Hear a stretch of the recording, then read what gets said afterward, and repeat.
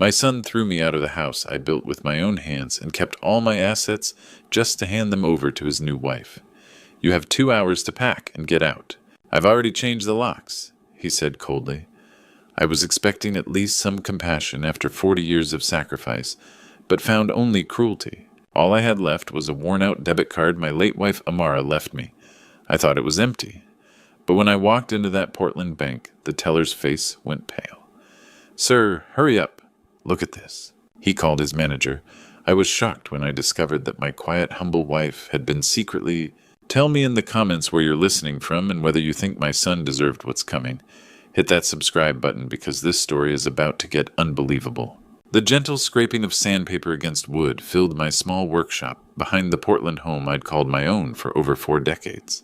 At 68, my weathered hands still moved with the precision of a master craftsman, smoothing the final imperfections from what would be my last piece, a simple oak chair with hand-carved details.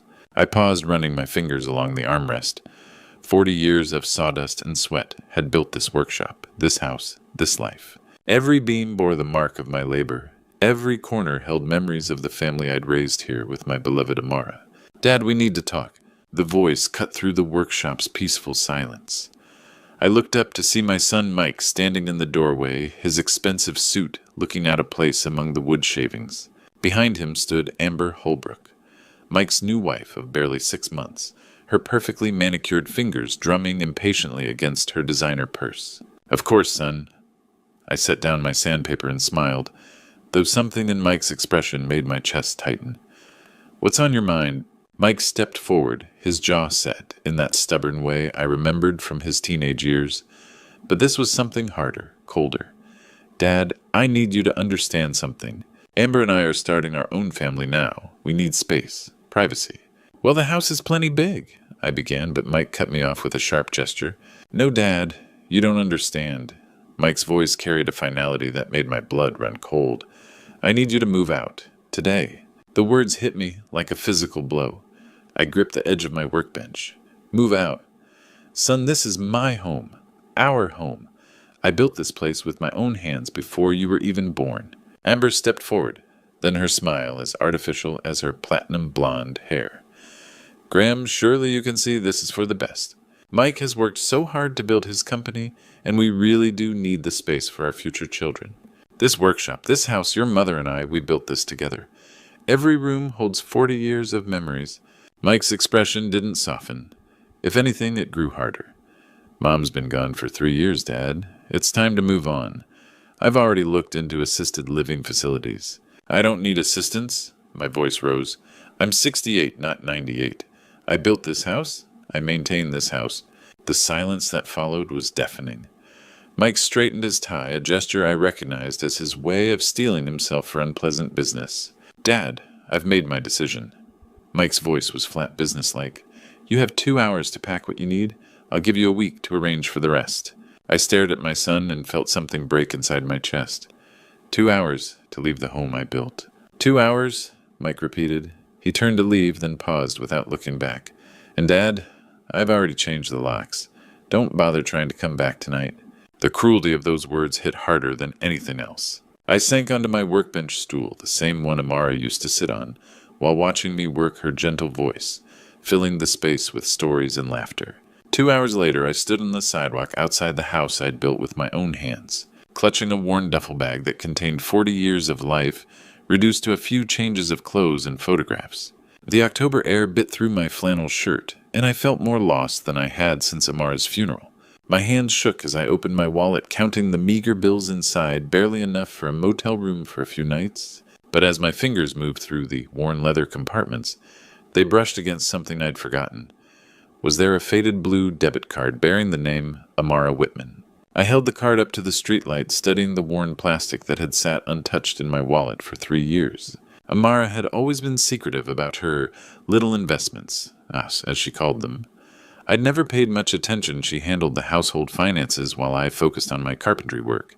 Maybe there's still something left, I whispered to the empty street, the card trembling in my weathered fingers, like a lifeline thrown to a drowning man. The next morning, I walked into First National Bank with nothing but hope and desperation. I'd spent the night in a cheap motel, staring at the ceiling and trying to make sense of how my life had crumbled in just 2 hours. The faded blue card felt like my last lifeline. Maybe Amara had left enough for a security deposit on a small apartment. I approached the teller windows and chose the youngest one, hoping he might be patient with an old man fumbling through what was probably an outdated account. "Good morning, sir. How can I help you today?" The nameplate read Scott Anderson. I slid the worn card across the counter, feeling embarrassed by its faded condition. "I'd like to check the balance on this account, please. It belonged to my late wife." Scott picked up the card and began typing on his computer. At first, everything seemed routine, but then something changed. His typing slowed, then stopped altogether. His eyebrows drew together in confusion. "Is there a problem?" I asked, my heart sinking. Scott looked up at me, then back at his screen, his face pale. "Sir, I need to get my manager. Please just give me one moment." He walked quickly toward a glass office. Through the walls, I could see him speaking urgently to a middle-aged woman in a navy suit. She looked up sharply, her gaze finding me across the banking floor. Within moments, she was walking toward me. Her nameplate identified her as Linda Garrison, branch manager. "Mr. Whitman," she said, extending her hand, "would you mind if we spoke privately in my office? This account requires some special handling." My stomach dropped. Special handling. "Is there some kind of problem?" Linda's smile was careful. "Not a problem, sir. Quite the opposite.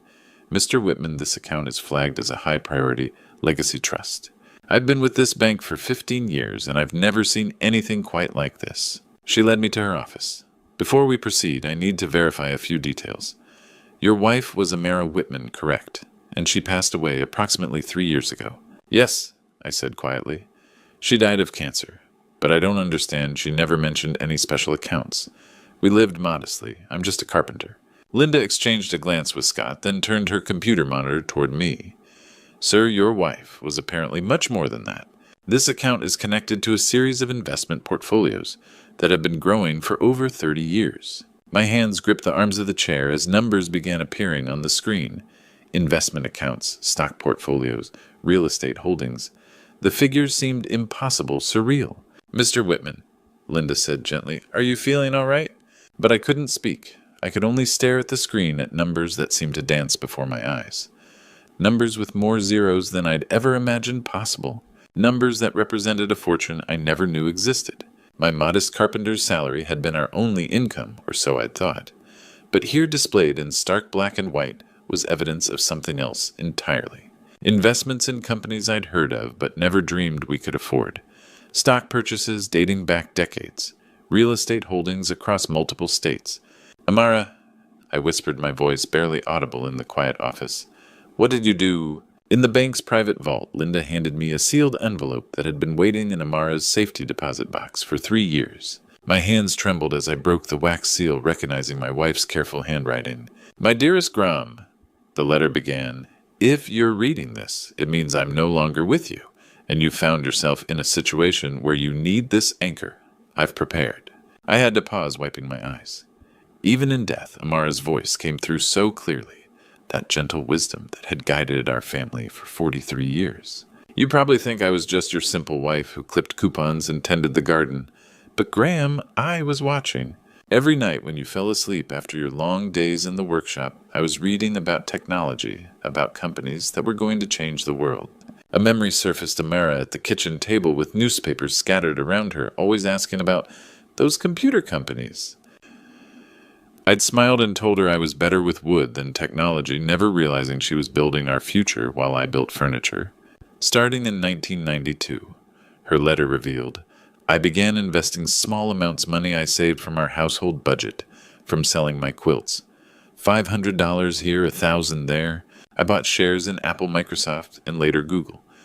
You used to tease me about my little investments. Remember, Mum? Those little investments had grown into the fortune I'd just witnessed on Linda's screen. But the letter took a darker turn. "Graham, I saw how money changes people. I watched it happen to families in our neighborhood, and I saw the early signs in our own son. The way Mike's eyes would light up when he talked about wealth. The way he began measuring success only in dollars. I remembered those conversations, now Mike's growing obsession with status, with having the biggest house, the most expensive car. Amara had tried to warn me, but I'd dismissed it as young ambition. I saw it in Mike's eyes, that hunger, the letter continued, the way he looked at our house calculating its value, the way he talked about maximizing assets. I knew that someday when I was gone, he would see you as an obstacle to his inheritance. Amara had predicted yesterday's betrayal, years before it happened. So I created this anchor, my love, not to spoil you, but to ensure you have options when you feel cornered. I designed it to activate only in desperation because I know your pride. You would never have accepted charity, even from your own wife. The final paragraph made my chest tighten. Don't let him destroy what we built together, Graham. This money isn't just numbers. It's 43 years of love, sacrifice, and dreams. Use this gift wisely, protect our legacy, and don't let greed win. The letter was signed simply, Forever yours, Amara. I folded the letter, carefully pressing it against my chest, as if I could somehow hold onto her presence. Linda sat quietly, giving me space to process this revelation. I won't let you down, Amara, I whispered to the empty vault, but as I tucked the letter into my jacket pocket, a new determination settled in my chest. Amara had given me the tools, but she'd also given me a warning about our son. If Mike had betrayed me so easily, what else was he capable of? But first I need to know what Mike is really doing. 3 days later, I sat across from Lucas Hartwell, private investigator, in his modest office overlooking downtown Portland. The man came highly recommended, a former police detective who specialized in corporate fraud. Mr. Whitman, Lucas said, we'll look into contracts, client relationships, and financial records. But I need to warn you, sometimes families don't like what we find. I thought about Amara's letter. My wife saw something in our son years ago that I was too blind to notice. I need to know the truth. Lucas opened his laptop. Digital Dynamics Corp.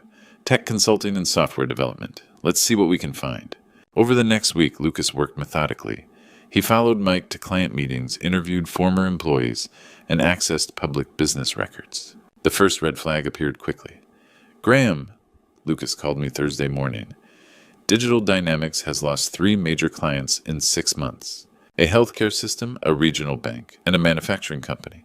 All terminated contracts early and demanded refunds. Lucas dug deeper. Former employees painted a disturbing picture. Mike had been promising clients advanced software solutions his company couldn't deliver. He would collect substantial upfront payments, then delay and make excuses when delivery dates approached. The pattern is consistent, Lucas explained. Mike oversells capabilities, collects 50 to 70% payment upfront, then delivers substandard work or nothing at all. When clients complain, he blames technical difficulties. The evidence was damning. Lucas obtained internal emails where Mike instructed employees to falsify progress reports. There were invoices for software licenses never purchased and timesheets showing work never performed. Here's where it gets worse, Lucas said, pulling out a thick folder. Mike's been creating fake financial reports for potential investors. He's claiming revenue that doesn't exist and hiding client losses. My hands shook looking through the documents. Email chains showed Mike lying directly to investors. Bank statements revealed upfront client payments, diverted to personal expenses, Amber's shopping, expensive vacations, luxury cars. The healthcare system paid him $200,000 for a patient management system he never delivered, Lucas continued. The bank paid $150,000 for security software that was actually a basic program he bought for $3,000 and rebranded. I felt sick. This wasn't business failure, this was deliberate fraud. Mike's been using the company's reputation to secure personal loans, claiming the business as collateral. He owes nearly $500,000 to various creditors, and Digital Dynamics doesn't have assets to cover it. The scope of my son's deception was staggering. He was systematically stealing from clients, lying to investors, building a house of cards about to collapse. Lucas placed the thick folder between us. Graham, your son isn't just failing, he's committing fraud. Wire fraud, investor fraud, breach of contract. We're talking federal crimes. I opened the folder with trembling hands. Page after page of evidence, forged documents, falsified bank statements, email chains detailing deception. One particularly damaging email showed Mike bragging to Amber about stupid clients who pay upfront for promises. Another document revealed he'd taken $250,000 from the manufacturing company for inventory management software, then subcontracted the work to overseas developers for $20,000 while pocketing the difference. How much did he steal? I whispered, staring at the mounting evidence of my son's betrayal. Not just of me, but of every client who trusted him.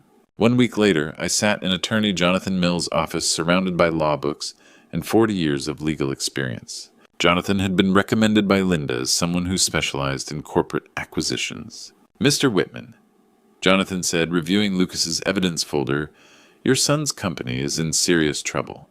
Digital Dynamics owes $2.3 million to First National Bank, and they're about to apply pressure." "What does that mean?" "Mike's getting desperate, but there's an option that puts you in control." Jonathan pulled out a legal pad. "We create a shell company, Summit Capital LLC. This company purchases Digital Dynamics debt from the bank. When you buy a company's debt, you essentially control that company." The plan was elegant. Banks often sold problematic loans rather than deal with foreclosure. If Summit Capital purchased Mike's debt, I'd become his primary creditor with controlling leverage. "Mike won't know who's behind Summit Capital until we choose to reveal it," Jonathan explained. Over 3 days, Jonathan worked precisely. He established Summit Capital with me as sole owner, created banking relationships, and contacted First National's commercial lending department. The bank was receptive.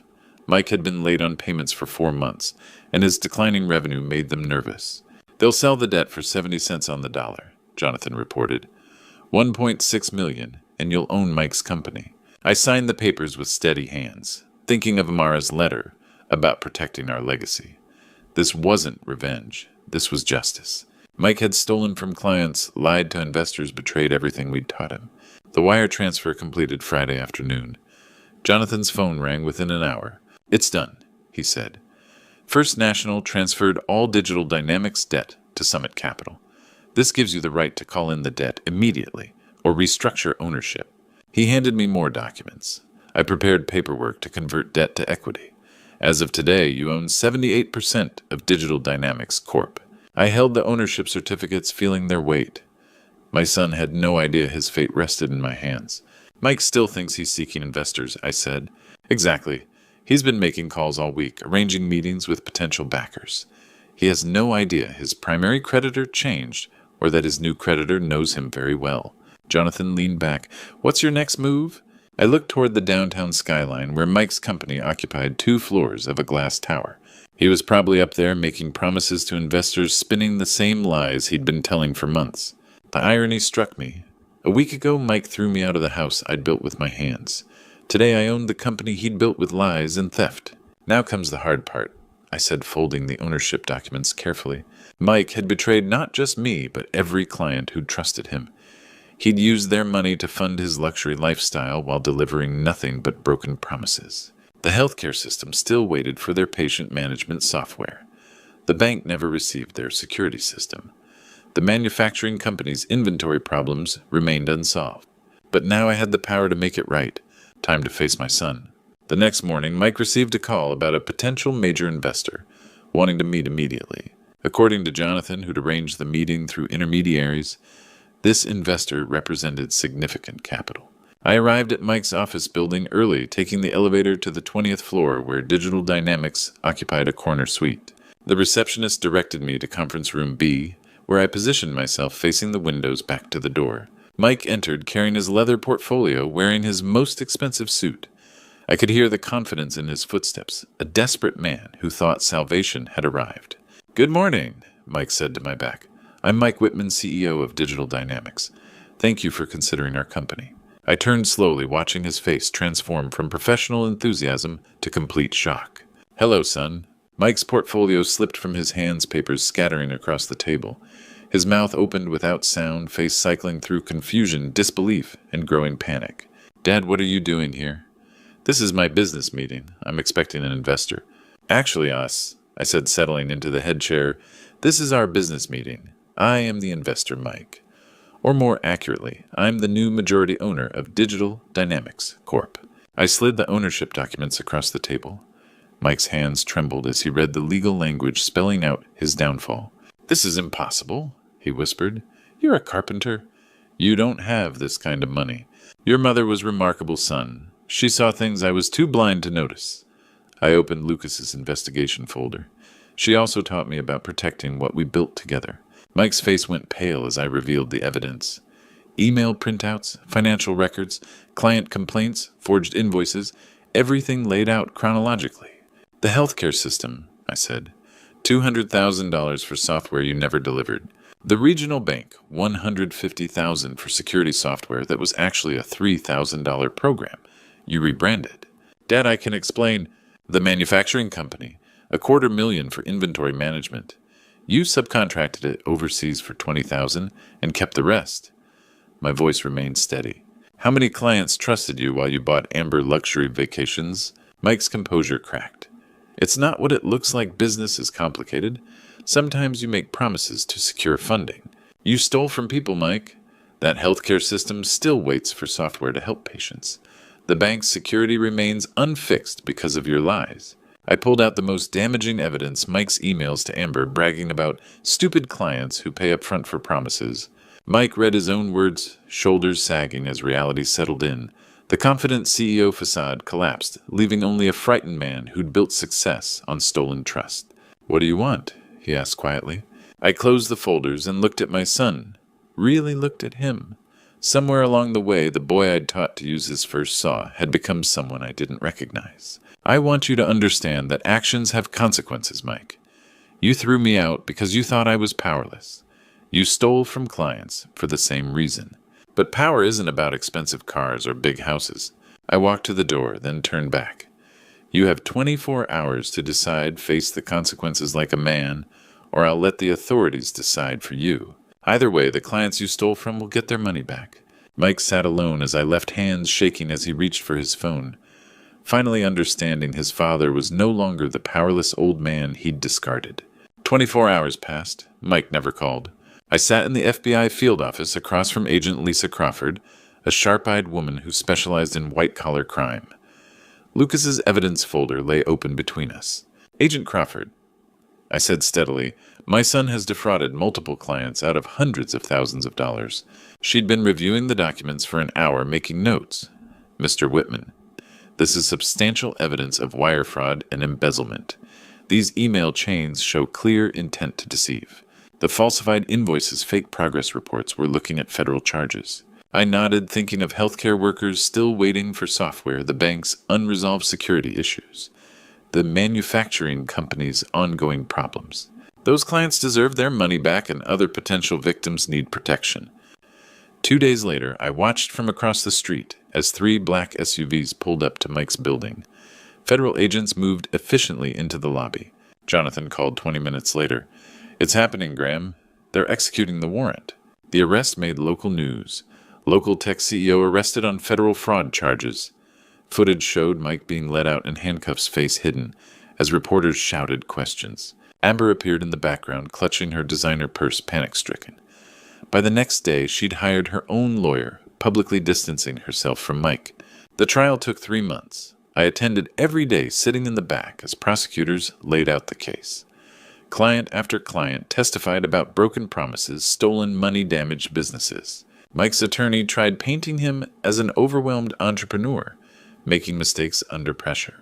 But the evidence was overwhelming. Emails bragging to Amber about easy money, falsified documents, the pattern of taking payment without delivering. When the verdict came guilty on all counts, I felt no satisfaction, only deep sadness. The judge was stern during sentencing. Mr. Whitman, you systematically defrauded trusting clients, stealing money intended to improve healthcare security and operations. Your actions damaged not only finances, but faith in honest business. Mike received 4 years in federal prison and was ordered to pay $1.8 million in restitution. I sat watching my son's shoulders shake as reality settled in. This was the boy I'd taught to measure twice and cut once, to take pride in honest work, to build things that lasted. After the gavel fell, I walked outside. The prison transport van waited at the courthouse steps. Through reinforced windows, I could see Mike's silhouette, no longer the confident CEO, but a convicted felon, beginning a journey he'd chosen with every lie.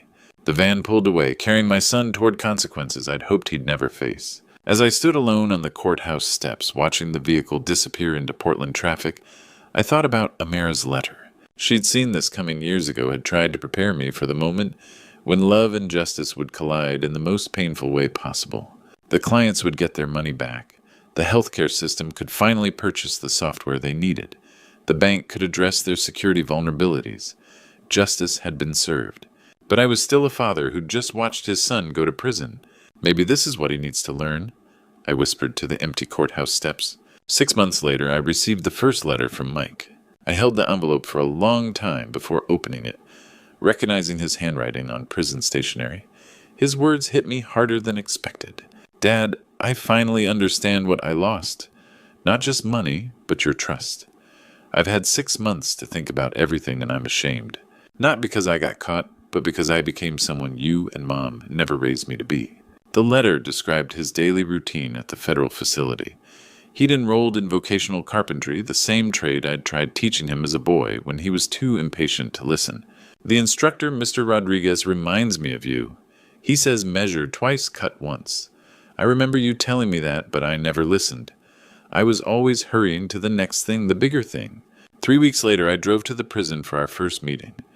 Mike looked different, walking into the visiting room, thinner, wearing standard khakis instead of expensive suits. But the biggest change was in his eyes. The arrogance was gone, replaced by humility. Dad, he said quietly, sitting across from me, thank you for coming. Mike leaned forward, hands clasped. I don't expect forgiveness. I know what I did was unforgivable. Those clients trusted me and I stole from them. I stole from you, too. I stole the son you thought you'd raised. Justice had to be served, son, I replied. But you're still my boy. Mike's eyes filled with tears. I've been writing letters, Dad, to every client I defrauded. Not asking forgiveness, I don't deserve that. Just acknowledging what I did. Taking responsibility. He told me about the woodworking shop, how sawdust and tools reminded him of our old workshop. How he was learning patience, precision, honest work's value.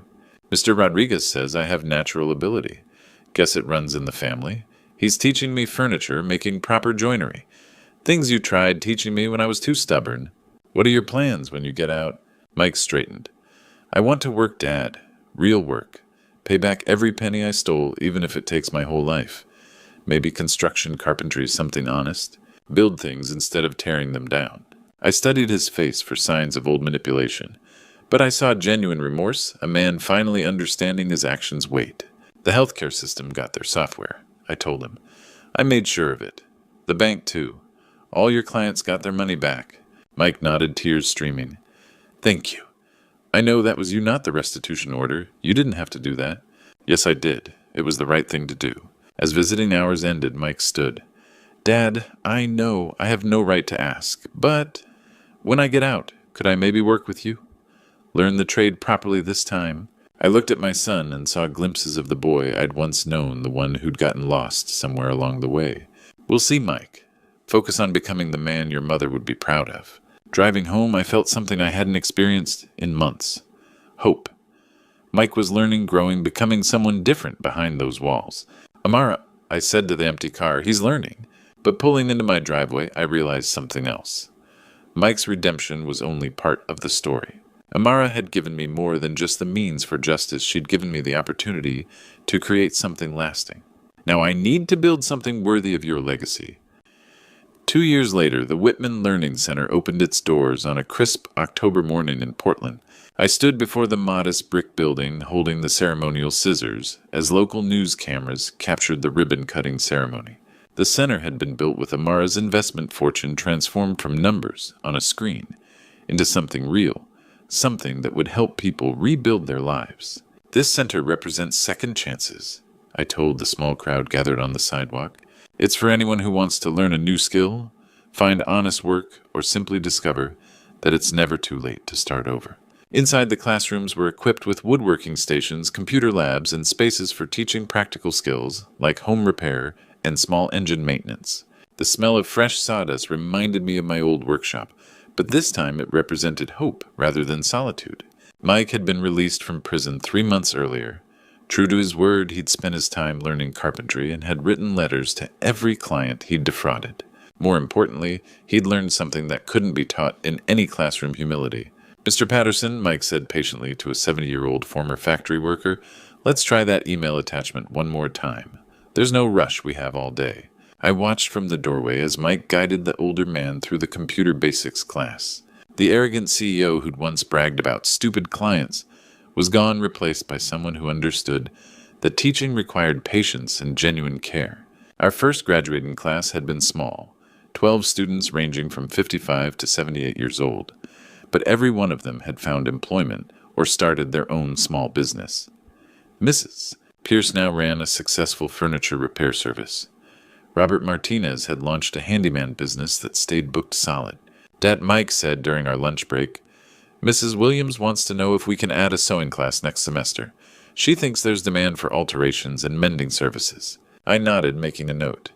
Mike had become my unofficial program coordinator, and his ideas were always practical and thoughtful. Working together had slowly rebuilt the trust between us, not through grand gestures, but through shared purpose and daily proof of his changed character. "That's a good idea," I said. "Your mother always said the community needed more places where people could learn practical skills." At the end of the day, after the last student had left and Mike had gone home to his small apartment, I sat in my office looking at the framed photograph on my desk. Amara smiled back at me from our wedding day, her eyes bright with the same wisdom that had guided her secret investments decades ago. The center was more than just a training facility. It was proof that money could be transformed into something meaningful.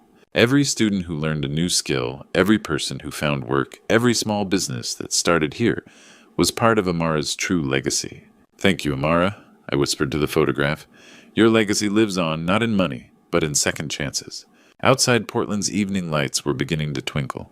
Tomorrow would bring new students, new challenges, new opportunities for people to rebuild their lives with dignity and purpose. The Whitman Learning Center had become exactly what Amara had envisioned, an anchor for people who needed stability, a place where honest work was valued, and where second chances weren't just possible, they were guaranteed. Looking back at my journey, I realized that sometimes the hardest lessons come from the people we love most. My story isn't just about betrayal or revenge. It's about understanding that true stories like mine happen every day when families are torn apart by greed and misplaced priorities. Don't be like Mike was don't let success blind you to what really matters. I've heard countless grandpa stories from other men my age, and they all echo the same truth. Money changes people, but character defines them. When Mike threw me out of my home, he thought he was eliminating an obstacle. What he didn't realize was that he was destroying the foundation of everything we'd built together.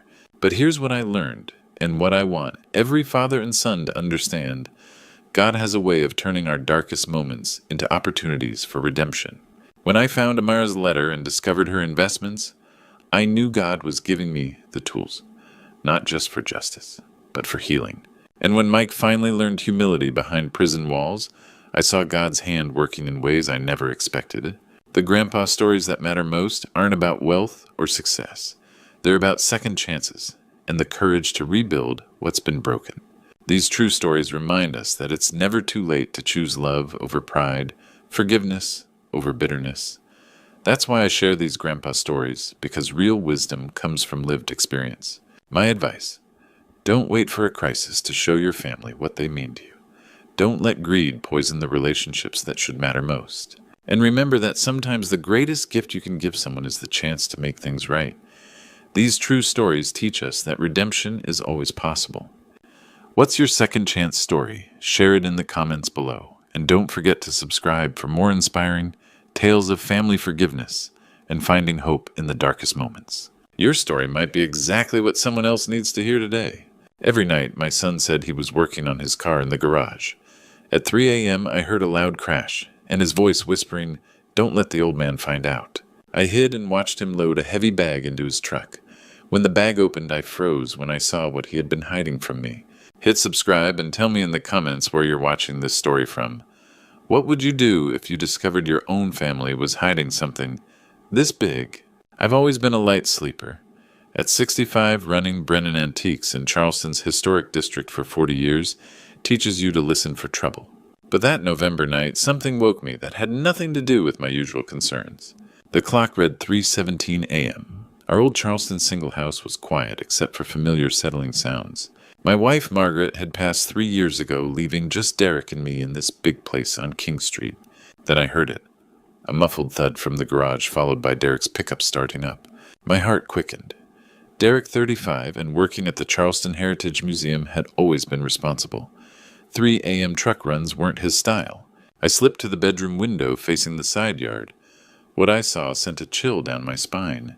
Derek was moving between the garage and his Ford F-150, carrying a heavy canvas bag. the kind we used at my shop for transporting delicate pieces. He moved carefully, like someone avoiding detection. The garage light cast shadows across the driveway. Derek's face looked strained as he hefted the bag into the truck bed. For a moment, the canvas gaped open. Even from my second-floor window, I could see the unmistakable gleam of silver, genuine antique pieces. There was an ornate picture frame, definitely 18th century from the gilding. My trained eye caught colonial-era silver that made collectors' hearts race. But here's what made my stomach drop. Some pieces looked familiar. That silver tea service, wasn't that the Revere reproduction from my shop's display case? And that frame looked exactly like one from my back room. Derek made 2 more trips carrying bags and wrapped bundles. With each load, my confusion deepened. If these were from my shop, why sneak them out at 3 a.m.? More troubling, there were items I didn't recognize. Valuable pieces that looked like they belonged in a museum. A museum like the Charleston Heritage Museum where my son worked? Derek closed the tailgate and stood looking back at the house. I stepped away from the window instinctively. When I looked again, he was driving away. The headlights disappeared down King Street. I stood there 10 more minutes, mind racing through disturbing possibilities. Derek had keys to my shop, knew the security codes, had my complete trust. But he also had access to the museum's collection, pieces worth hundreds of thousands. I returned to bed but couldn't sleep. When his truck returned an hour later, I listened to careful footsteps on the stairs, his bedroom door closing softly. My son, who'd never taken a candy bar without permission, had just loaded what looked like stolen antiques into his truck. Derek had always been my pride and joy. Now I was watching him do something that could destroy everything we'd built. The morning couldn't come fast enough. I had to find out what was happening. The morning couldn't come fast enough, and by 8 a.m., I was already downstairs unlocking Brennan Antiques. The familiar smell of old wood polish and aged leather usually brought me comfort, but today everything felt different. I walked straight to the back room where I kept my most valuable pieces. My hands shook as I pulled out my inventory ledger, the same leather-bound book I'd used for 20 years. 4 pieces were missing. The Revere reproduction tea service, gone. An 18th century mahogany picture frame I'd been saving for the right buyer, gone. A set of colonial silver candlesticks that had been in my family for generations, gone. And most troubling, a pewter bowl that belonged to Margaret's grandmother, irreplaceable and definitely not for sale. I stared at the empty spaces, trying to make sense of what I'd witnessed in the darkness. Derek had access to everything new where I kept keys, understood every piece's value. But why would he take them? The front door chimed at exactly 9 a.m.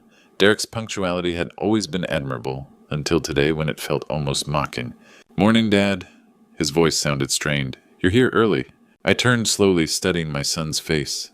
Dark circles, fidgeting hands, avoiding eye contact. This wasn't the Derek I'd raised. "We need to talk about last night." Derek's coffee cup paused halfway to his lips. "Last night, 3:17 a.m., I saw you loading bags from our garage." I stepped closer. "Derek, where are my antiques?" His face went pale, then flushed. "Dad, I can explain." "Then explain. I'm missing 4 valuable pieces, and you're the only other person with access." Derek set down his coffee and ran both hands through his hair, a nervous habit since childhood. "It's not what you think. I wasn't stealing." "Then what?" "I was moving them somewhere safe, for a museum project." The words rushed out rehearsed. "Charleston Heritage Museum is working on a security initiative. We're temporarily relocating high-value pieces from private collections to protect them from a suspected theft ring." I stared at him. "A theft ring? 3 antique shops have been hit this month. Professional jobs. The museum offered secure storage until police catch whoever's doing it." It sounded plausible, almost. But something in Derek's voice made my stomach churn. "Why didn't you tell me? Why sneak around at 3 a.m.? I didn't want to worry you." The museum said discretion was crucial. Fewer people knowing about relocations, the better. The front door chimed again. "Derek, are you here?" Kira Blake stepped inside, and even after 2 years of marriage to my son, she still commanded attention. Tall, elegant auburn hair catching morning light through the windows. "Oh, Gordon." She smiled warmly, kissing my cheek. "I didn't expect you here so early." "Inventory check," I said carefully. Kira glanced between us, smile faltering. "Is everything all right?" "Dad saw me loading the antiques last night," Derek said quietly. Kira's expression shifted to understanding, then relief. Thank goodness Derek's been worried about keeping the museum project secret. I told him he should have explained everything from the beginning. She turned to me, green eyes earnest. Gordon Derrick is doing something wonderful. Charleston Heritage Museum identified a sophisticated theft ring, targeting collectors and dealers. They're offering secure storage until criminals are caught. The museum insisted on discretion. She continued squeezing my arm gently. Police think the thieves have inside information, someone who knows which shops have valuable inventory. I looked between them. Derek nodded earnestly. Your pieces are safer there, Dad. State-of-the-art security, climate control, everything. Kira smiled again. Derek was planning to tell you today anyway. The storage period is almost over. I wanted to believe them. Paternal instinct said trust my son. But something nagged at me, some detail that didn't fit. When do I get them back? Soon, Derek said. Very soon? I nodded slowly, letting their explanations settle over my doubts. Maybe 40 years in antiques had made me too suspicious. Maybe I was being paranoid. But 2 hours later, my world would collapse completely. 2 hours later, my world collapsed completely. 3 sharp knocks echoed through Brennan Antiques. Through the window, I saw a Charleston police cruiser already drawing stares from King Street tourists. Charleston Police, we need Derek Brennan. The lead officer, stern-faced and 40-ish, held up an official document. We have a warrant to search these premises and vehicles registered to Derek Brennan. We're investigating theft from Charleston Heritage Museum. The words hit like a physical blow. There must be some mistake. Is that Derek Brennan's Ford F-150 Outback? I nodded numbly, thinking of those bags I'd watched him load 8 hours earlier. Officers moved through my shop with practiced efficiency, photographing everything, checking serial numbers. Customers slipped out quietly. My life's work had become a crime scene. Derek arrived as they finished searching his truck. Dad, what's... He stopped, seeing the police cars, the gathering crowd. Derek Brennan, you're under arrest for theft of cultural property. What? No, there's been a mistake. But there hadn't been. In Derek's truck, wrapped in museum cloth, they found 6 Charleston Heritage Museum pieces. 18th century silver colonial paintings, artifacts worth hundreds of thousands. Mixed with them were my 4 missing antiques. Derek, how is this possible? I watched them read his rights. Dad, I can explain. His voice cracked. This isn't what it looks like. Kira arrived as they handcuffed Derek, running frantically in heels, pushing through gawkers. Derek, oh my God, what's happening? When she saw the handcuffs, she sobbed. Completely genuine sounding. Officers, please, there's been a terrible mistake. Ma'am, step back. Derek talked to me. Derek looked at his wife with pure anguish. Kira, I'm sorry. I'm so sorry. Sorry for what you're scaring me. The performance was flawless. Kira clutched Derek's arm as they led him away, tears streaming, voice breaking with apparent confusion and terror. Gordon, do something, call a lawyer. I stood frozen, watching my son loaded into a police car like a common criminal. Phones came out recording the spectacle. 40 years building my reputation, and now this. We'll need you at the station for questioning Mr. Brennan, the officer told me. The police cars pulled away with Derek. The crowd dispersed, already spreading news through Charleston's tight-knit district. By evening, everyone would know Derek Brennan had been arrested for theft. Kira stood on the sidewalk watching the cars disappear, shoulders shaking with sobs. I was about to comfort her when she turned around. For just 2 seconds, when she thought no one was looking, I saw her face. The tears remained, but her eyes were completely cold, calculating. No grief, no shock, no confusion, only satisfaction. She caught me staring and immediately shifted back to devastated wife, but I'd seen enough. That night I couldn't sleep. Something was very wrong about Kira. The next morning I made a decision that would change everything. Instead of wallowing in shock, I was going to find out the truth about my daughter-in-law. I'd spent 40 years building relationships in Charleston's antique community. Time to use them. My first call was to Margaret Wells at Palmetto Antiques. We'd traded pieces and information since the 70s. Margaret, it's Gordon. Have you ever heard anything about Kira, my daughter-in-law? A pause. Kira Blake. The redhead can't say I have. Why? Just curious about her background. She's been family for 2 years, but I don't know much about her past. 3 more calls to dealers yielded nothing. Kira had never been involved in Charleston's antique scene before marrying Derek. For someone married to a museum curator and living with an antique dealer, that seemed odd. Next, I turned to social media. Kira's profiles were perfectly curated. Beautiful photos of her and Derek at restaurants, galleries, museum events. But scrolling back through 2.5 years of posts, something struck me. There was nothing before Derek. No college friends, no family photos, no history. Her social media began exactly when she started dating my son. I pulled out Derek's photo albums. There. Their first date inscription, Kira and me at Magnolia Plantation, September 15th, 2.5 years ago. I checked Derek's employment records. He'd started at Charleston Heritage Museum September 1st, 2.5 years ago. 2 weeks. Kira met Derek just 2 weeks after he started his museum job. Coincidence. My 40 years in business had taught me to be suspicious of coincidences involving valuable objects and attractive women. I needed more information, and I knew who to ask. Mrs. Dorothy Ashford lived next door, a sprightly 80-year-old who'd been watching the neighborhood since the Eisenhower administration. I found her deadheading roses with surgical precision. "Dorothy, have you noticed anything unusual about Kira lately?" Her eyes sharpened. "Funny you should ask. I've been wondering about that girl for months." "What do you mean?" "She's been having meetings at that cafe on Meeting Street with outdoor tables. I walk past there for my library book club. Meetings with whom? Men. Always different but similar. Expensive suits, fancy watches, polished appearance. Not tourists, though." My pulse quickened. "How do you know? Tourists don't have serious business conversations." These were intense. Leaning in close, taking notes, exchanging envelopes. Envelopes. Small ones. Cash or documents, maybe. Dorothy snipped another rose. She always looked around nervously, checking if anyone was watching. "How long?" "At least 6 months, I noticed, because she dressed up for coffee dates, but told Derek she was running errands or meeting girlfriends." My mouth went dry. "She lied. Constantly. Once I heard her tell Derek she was grocery shopping, but I'd just seen her walking back from Meeting Street without bags." Dorothy fixed me with a steady gaze. "Gordon, something about that girl never sat right. She's too perfect, too charming. People who work that hard to be likable are usually hiding something." I thanked Dorothy and walked home mind racing. Secret meetings with strangers. Lies about whereabouts. Social media history beginning exactly when she met Derek. I needed to know who Kira Blake really was. I needed professional help, and I knew exactly who to call. Kenneth Walsh had been a Charleston police detective for 25 years before starting his private investigation firm. We'd met when he'd helped me track stolen Civil War memorabilia. If anyone could uncover the truth about Kira Blake, it was Kenneth. His office was in a converted Calhoun Street house, all hardwood floors and lazy ceiling fans. "Gordon, good to see you, though. I'm sorry about the circumstances." Kenneth was lean 50-ish, with the steady gaze of someone who'd spent years reading lies. "Tell me what you need." I explained everything.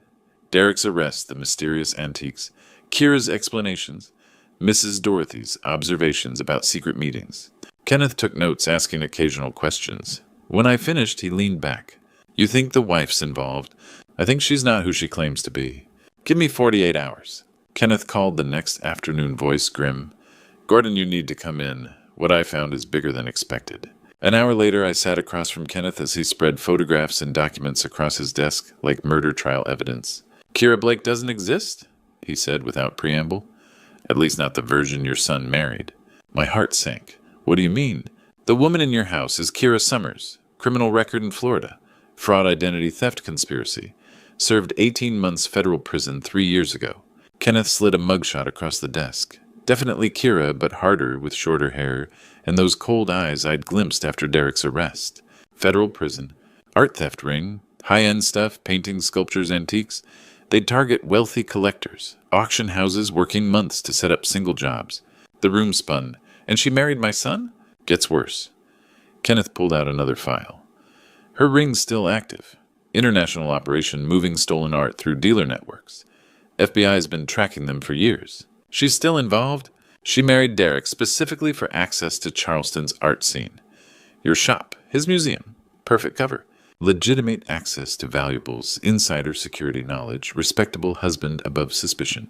I stared at the mugshot, remembering how she'd charmed me from day one. Always interested in my inventory, asking about provenance and values. Encouraging Derek's museum career, praising his expertise. 2.5 years of setup, I said quietly. Serious commitment to a con. Kenneth leaned forward.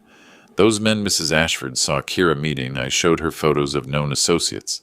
She identified too." My blood chilled. "They're here. Months now. Setting up operations, identifying targets." Kenneth's expression darkened.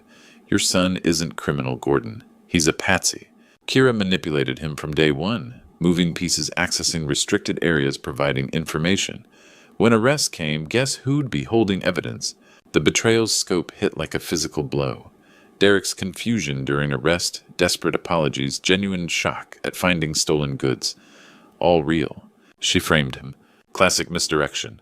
While everyone focuses on the corrupt museum, curator real criminals disappear with millions in stolen art.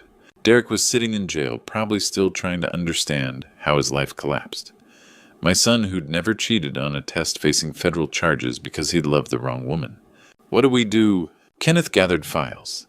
Normally I'd say local police, but Kira's people are sophisticated. They've covered tracks well. Local cops might lack resources for international art theft operations. Then what? Federal help, FBI art crime team specifically. They've hunted this network for years. Kenneth met my eyes. But once you make that call, there's no going back. This becomes federal investigation, and everyone, including Derek, becomes part of it. I stood slowly, feeling every one of my 65 years.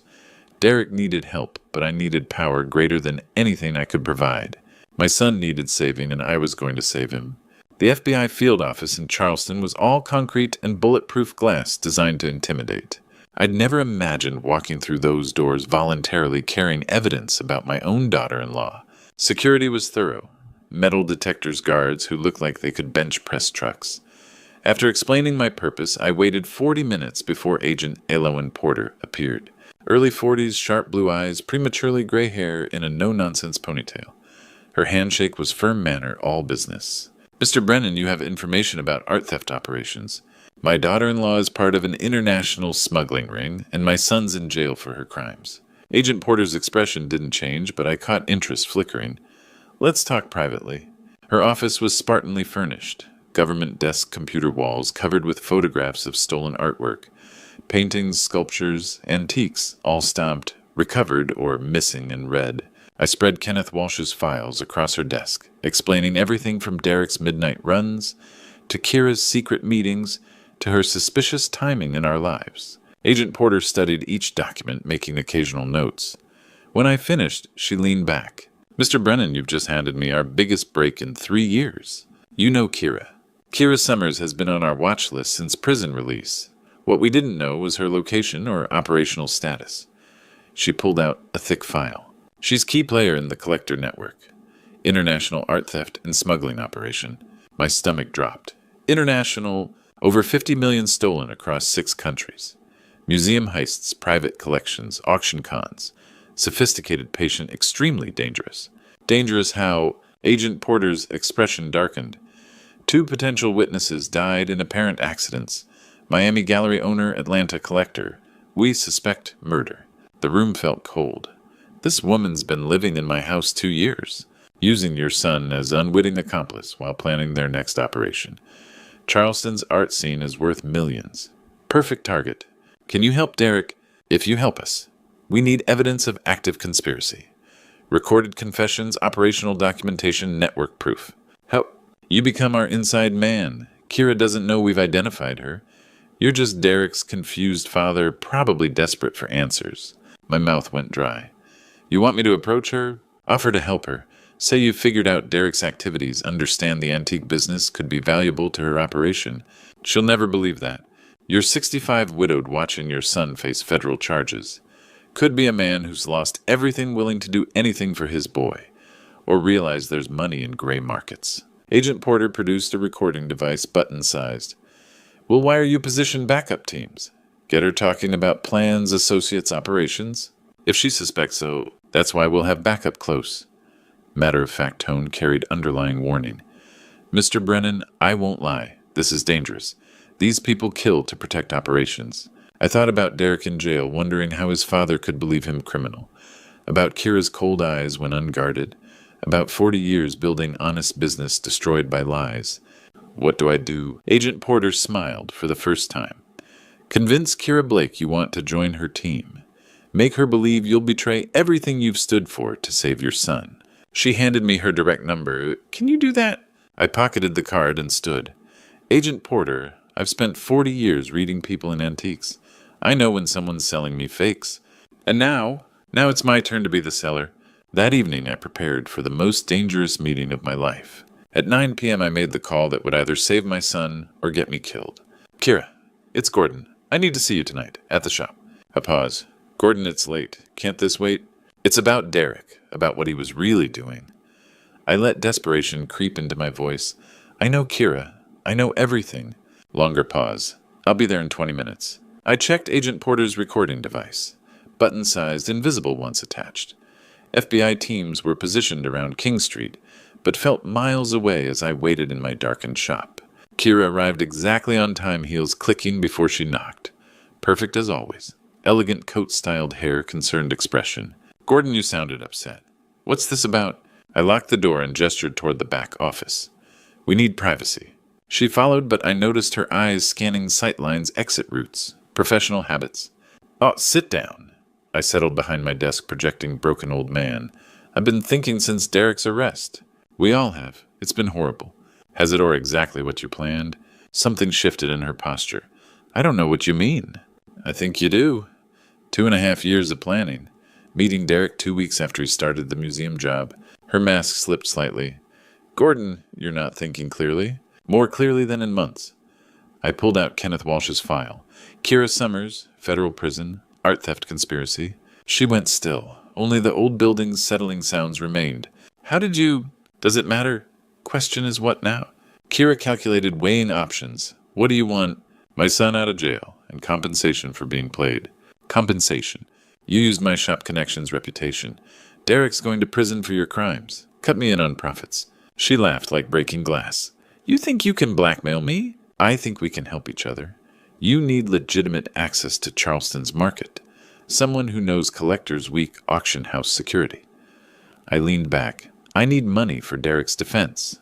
Kira studied me, then slowly smiled. I always suspected you were smarter than you seemed. Smart enough to know when I'm beat. Derek's finished. I don't have to be. What exactly are you proposing? Partnership. Tell me what you're really after, I help you get it. You make Derek's charges disappear, give me percentage. Kira pulled out her phone, sent a quick text. Derek's charges can't disappear, but they can be redirected. Redirected how? Made to look like he was coerced by someone else. Her smile turned predatory. Someone like you. Desperate father who forced his son to steal from his employer. My blood chilled. That wasn't the plan, but it's what's happening. Unless you'd prefer Derek's federal prison cell. She leaned forward, voice dropping to intimate whisper. You want to know the beautiful part? Gordon Derek never suspected a thing. I spent 2 years making him fall so deeply in love, he'd do anything I asked. Move inventory after hours for security reasons. Access restricted museum areas for special projects. He was so eager to impress me. You manipulated him. I destroyed him. Pure satisfaction in her voice. And when the time came, I made one anonymous call to police about suspicious activity at Brennan Antiques. Derek was so confused when they found stolen goods in his truck. Kept saying he was just helping his wife with museum business. Outside car doors slammed, multiple vehicles. Kira's smile widened. Did you really think I didn't know you'd try something? 3 large men in expensive suits walked through my door without knocking. Gentlemen, Kira said pleasantly, meet Derek's father. He's been asking too many questions. The largest cracked his knuckles. Should we take him somewhere private? Kira looked at me with those cold eyes. No need. Your son is in jail, Gordon. No one left to protect you. She stood slowly savoring the moment. Time to send you on your way. I'd heard everything needed to save Derek, but might not live to use it. Kira nodded to the largest man. Make it quick and clean. He reached inside his jacket, and I saw the metallic glint of a gun barrel. This was it. I was about to die in my own shop, surrounded by 40 years of carefully collected antiques. I did the only thing I could think of. I ran. Overturning my desk chair, I bolted toward the front of the shop, weaving between display cases and furniture. Behind me, I heard Kira curse, and the heavy footsteps of her enforcers giving chase. Don't let him reach the street, she shouted. The second gunman appeared at the front door, blocking my escape route. His weapon was already drawn, pointed directly at my chest. End of the line, old man. I was trapped between armed killers in my own store, with nowhere left to run. The recording device felt like a lead weight against my chest. All that evidence, all that proof of Derek's innocence about to die with me. Then the front windows exploded inward. FBI, drop your weapons. Agent L.O.N. Porter came through the shattered glass like an avenging angel service weapon, drawn backup agents flooding in behind her. Simultaneously, the back door burst open as more federal agents swarmed the shop. Federal agents get on the ground now. The gunman at the front door spun toward the new threat, and I dove behind a Civil War-era armoire as the shooting started. It was over in seconds. Professional law enforcement against street criminals. There was no contest. The sharp crack of gunfire shouted commands, the crash of overturning furniture, then sudden ringing silence. Clear front, clear back. Suspects down. I peered around the armoire to see two of Kira's men on the ground hands, zip-tied behind their backs. The third was being treated by a paramedic for what looked like a shoulder wound. Kira herself was pressed against the back wall, Agent Porter's gun trained on her center mass. Kira Summers, you're under arrest for conspiracy to commit murder, art theft, racketeering, and about 15 other federal charges. I'm going to enjoy reading to you. You can't prove anything, Kira snarled, but her composure had finally cracked completely. Gone was the elegant Charleston socialite. This was the federal prisoner, the career criminal, the predator who destroyed my son's life for profit. Actually, we can, Agent Porter smiled grimly. Mr. Brennan's recording device picked up your entire confession, including the part where you admitted to framing Derek and ordering his father's murder. Kira's face went white as the handcuffs clicked shut. Kira Summers, Agent Porter continued, you have the right to remain silent. Anything you say can and will be used against you in a federal court of law. As they led her away, Kira caught my eye one last time. The mask was completely gone now, just cold hatred and the fury of a predator whose long game had finally been exposed. This isn't over, she hissed. Yes, it is, I replied quietly. Agent Porter approached me as the crime scene team began processing my destroyed shop. Mr. Brennan, are you injured? I shook my head, still trying to process what had just happened. The recording. Did you get everything? Every word? Confession to art theft, conspiracy, manipulation of Derek ordering your murder? It's all there. She holstered her weapon. We've been trying to get evidence like this on the Collector Network for 3 years. What you did tonight will put them away for decades. And Derek? Agent Porter's expression softened. Derek will be released tomorrow morning. All charges dropped. The recording makes it clear he was an unwitting victim of an elaborate con game. Relief flooded through me so powerfully I had to sit down on a nearby chair. He's really free. He's really free. Mr. Brennan, your son, is going to need time to process what happened to him. 2.5 years of psychological manipulation doesn't heal overnight. But he's alive, he's innocent, and he's going home. I looked around my shop. Windows, shattered furniture, overturned police tape everywhere. It would take months to repair the damage. But Derek was coming home. Agent Porter, thank you for everything. Thank you, Mr. Brennan. What you did tonight took real courage. 3 days later, I stood waiting at the gates of Charleston County Jail, watching for my son to walk free. 3 days later, I stood at Charleston County Jail gates, watching the most important door in my world swing open. Derek emerged blinking in November sunlight, wearing clothes from his arrest 4 days earlier. 4 days that felt like years. He looked older, worn by an experience no innocent man should endure. When he saw me, his face crumpled. Dad, I'm so sorry. I pulled my son into a hug 40 years of fatherhood had built toward. You have nothing to apologize for. I believed her, trusted her, let her use me to hurt you, the shop, everything we built. Derek, you fell in love. That's not a crime. We drove home in comfortable silence. Derek stared at Charleston streets like seeing them for the first time. Tell me how she did it, I said finally. Derek was quiet then, started small. She'd ask about museum work, seem interested in collection security, said she wanted to understand my passion. You wanted to impress her? This beautiful woman was interested in me, my work. She'd suggest I photograph pieces for her research check items after hours, always with reasonable explanations. When did it escalate? 6 months ago. Said the museum was concerned about theft rings. Asked me to temporarily move high-value pieces to secure locations, including your shop, until better security was installed. And you believed her. She had documentation, Dad. Official papers calls with supposed board members. She'd created entire false reality around me. His voice broke. I thought I was protecting art. Instead, I was stealing it. You were protecting what you loved. She used that against you. We pulled into our driveway. Derek stared at the house where Kira had lived and lied 2 years. How did you see through her when I couldn't? Experience? 40 years dealing with con artists, thieves who thought they could fool the old antique dealer. I turned off the engine, but mostly I knew my son. You weren't capable of what they accused you of. I feel like such a fool. You learned an expensive lesson about trust. Question is, what now? Derek looked at me hopefully. What do you mean? The shop needs rebuilding. Windows replaced, inventory, reorganized, reputation restored. I could use a partner who understands both antiques and museums. You'd want me to work with you after everything. Derek, you're my son. More than that, you're a good man who trusted the wrong woman. If I can't forgive that, what kind of father am I? That evening we planned. Derek would continue at Charleston Heritage Museum. They'd offered his job back with apologies. But evenings and weekends he'd help rebuild Brennan Antiques. We'll make it stronger than before. Derek said, sketching security improvements. We'll make it honest, I corrected. That's all it needs to be. A month later, Brennan Antiques reopened with new windows, better security, and a sign reading, Father and Son Est, 1984. Business was better than ever.